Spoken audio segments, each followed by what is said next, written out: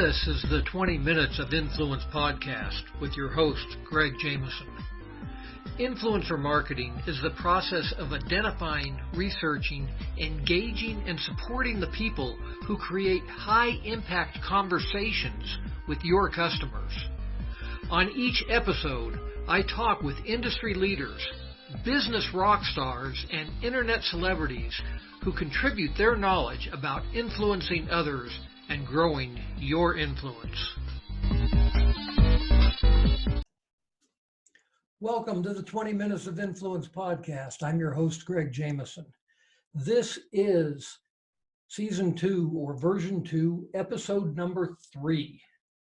Now, in the first 2 episodes of this particular season, we talked about first getting people to see your website in the search results. And then secondly, once they see it, to click on your website. We've actually got visitors coming to our website now. So in this particular episode, what we're going to talk about is getting them to stay. All right, so we've got these people, they've come to our website. Oh, they found us, they clicked on us. Now they take a look at our website. Most people leave a website almost immediately. And if they never go off of the page that they clicked on in the first place, if that page doesn't answer their information and they immediately leave and go somewhere else, that's called a bounce. The average website has got a bounce rate of somewhere between 50 and 70%. People only ever look at one page. We want to figure out how can we get that bounce rate down, somewhere like in the 20-30% range or even less. We don't want people to just hit one page and then leave. So how do we prevent this? Well, one of the things that you want to do, knowing full well that they likely are going to leave, is to get their contact information before they would leave. As the owner of the website, it's your responsibility to collect their contact information before they leave your website. It's typically their email address that you want to get. It may be you want to get their cell phone, but whether it be their cell phone or their email address or both, you want to collect their contact information. Now, most people, when they come to your website, they're not just going to voluntarily give you their contact information. I've seen so many websites where the very first thing is it pops up with this pop-up that says, enter your name and email address to join our list. Seriously, people, why would someone want to just voluntarily give you their email address? People get way too many emails every single day as it is. They don't want to be on another list. And then on top of that, you put this pop-up in their face, basically demanding that they get on your email list before they've even had a chance to look around on your website. I have heard all of the reasons why people do this, telling you that pop-ups work and that you should do it. Baloney. It makes people mad. It pisses them off. Don't do it. What you want to do instead is you want to give them an incentive for giving you their contact information. This incentive is something that is called a lead magnet or an irresistible offer. You want to give them something that is so valuable that they will gladly give you their contact information. In fact, what I like to tell people is you want to give them something that's so valuable that not only will they gladly give you their contact information, but they will willingly share it with all of their friends and basically give you free publicity in the process. That is how strong you want your irresistible offer or lead magnet to be. Now, in order to do that, you need to know exactly who it is that you are trying to appeal to. The person that you're trying to appeal to is what's called your ideal customer or your avatar. So let's say that you are selling something that where your ideal avatar is 30 to 40-year-old soccer moms. And maybe it's 30 to 40-year-old soccer moms in your particular town. That's your ideal avatar. Well, if that's the case, then you want to create a lead magnet that is specific to that ideal customer avatar. And then you put somewhere right on your page, as soon as they get there, before they have a chance to leave, you put something on there. If you are a 30 to 40-year-old soccer mom living in Franktown, Colorado, then you will want to get this, whatever it is, a free report. It needs to be a gift of some kind that, like I said, is strong enough that people will really want it. You don't want them just clicking off of your offer. You want them to fill that out and get your offer. Now, there are a ton of different kinds of lead magnets that you can offer. I've actually built a digital course on this, and I will include the link in the show notes here where you can get that digital course on all these different kinds of lead magnets if you're interested in doing that.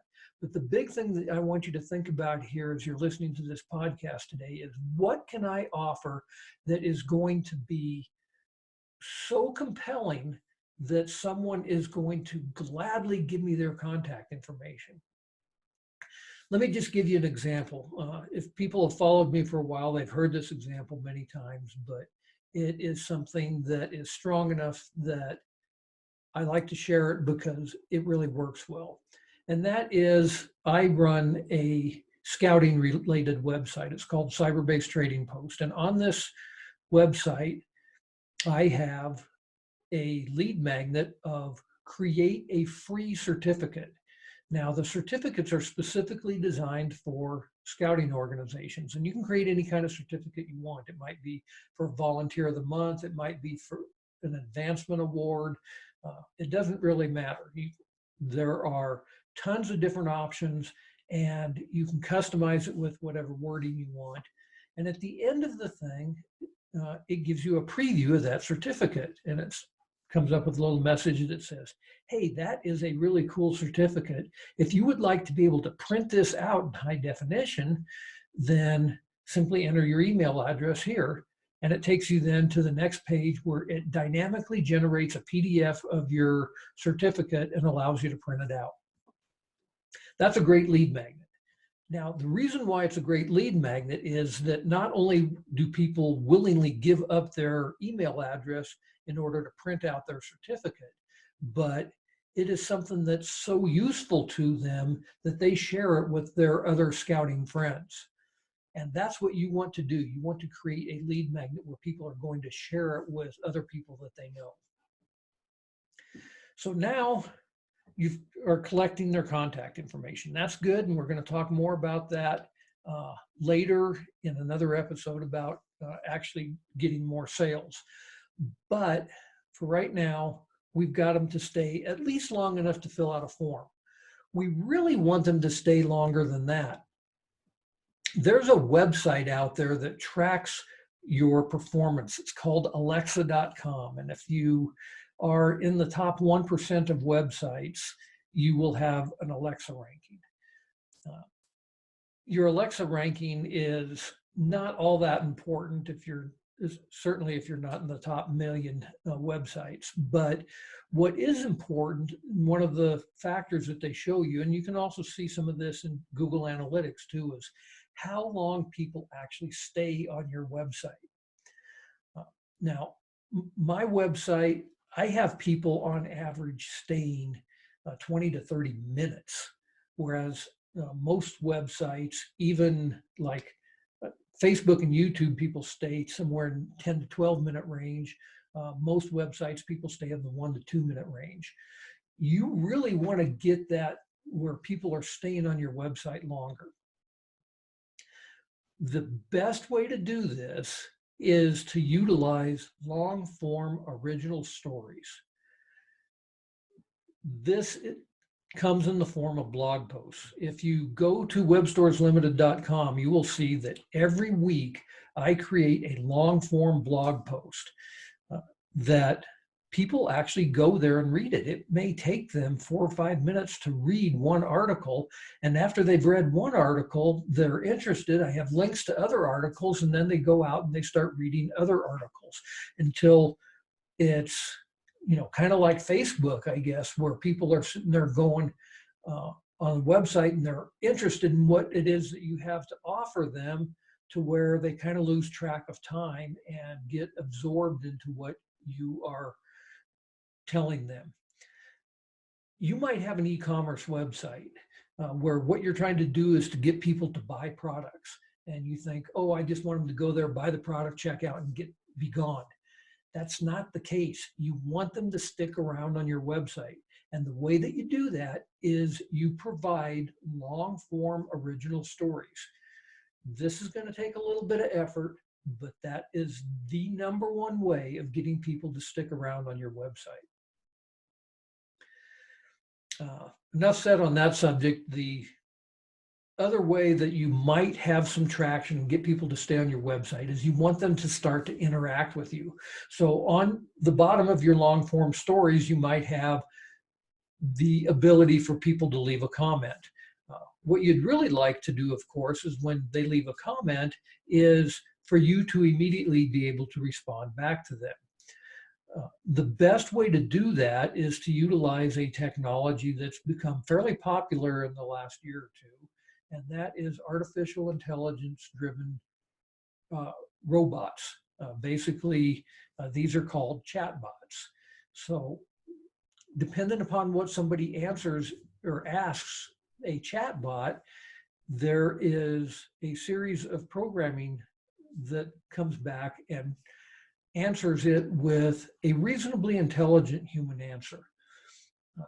You can go out and you can create a chat bot for your website. And it's something that I would actually recommend that you do if you aren't sure how to do that.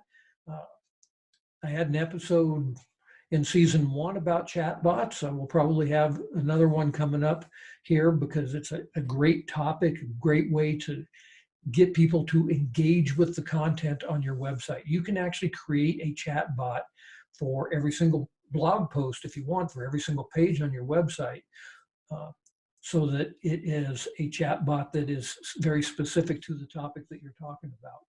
But getting that kind of interaction with your customers where they're sticking around, asking questions, and engaging with the content on your website, that is really the goal, because what we want to do in the long run here is get them to stay.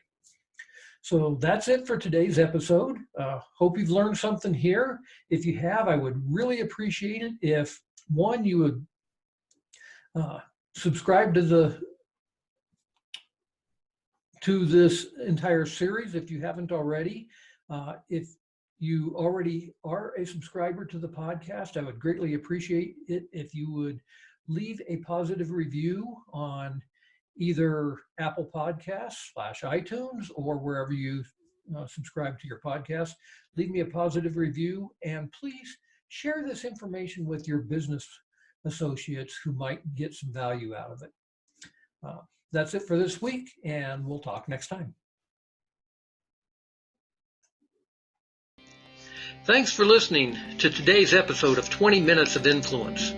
If you enjoyed today's podcast, please leave a review on iTunes or wherever you listen to your podcasts.